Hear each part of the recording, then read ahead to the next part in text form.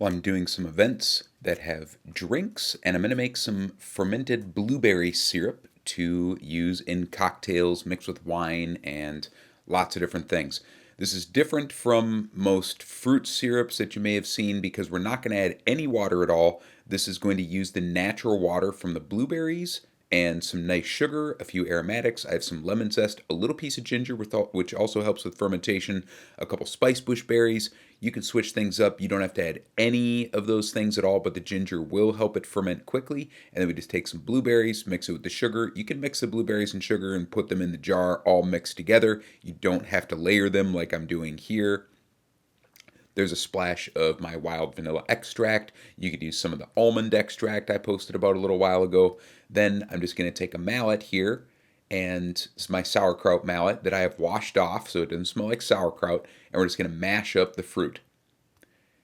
And this is just going to release the water from the fruit. It's not going to come out if you just let it sit at room temperature. You got to bash them up.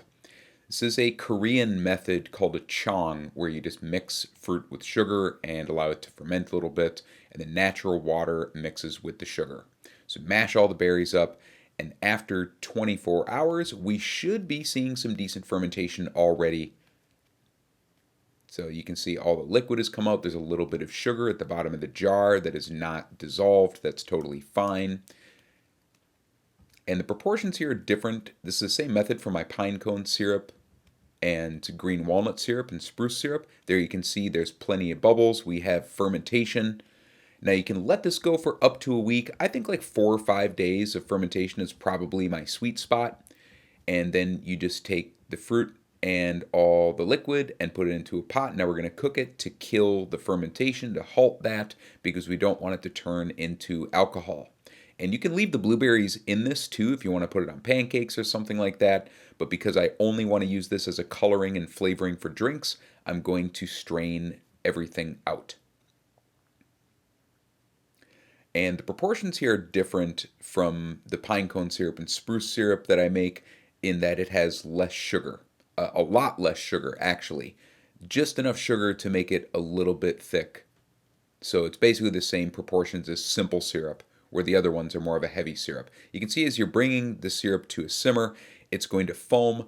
Don't worry about the foam. That's going to die down when you strain it off. Some of the foams I do like to take off, like the pine cone syrup. When I make pine cone syrup, that'll foam up too. So just bring that up to a simmer and cook it for a little bit, and then we just strain the syrup. And you can take those blueberries and add them to a jam, put them on some pancakes or something, or just discard them, put them out for birds or bunnies. I don't know. You can figure out something to do with them, but you can just have chunky berries and syrup if that's what you want. So you can see the syrup is thinner here. This is much thinner than my pine cone syrup and spruce syrup because it contains less sugar. That's just because we want a substitute for simple syrup that we can put into drinks. So we don't need it very thick. And we just take the syrup, put it into a jar, and put it in the fridge. You can also pour it boiling hot into jars and just turn them upside down like maple syrup. Add a little bit of lemon juice if you want to do that.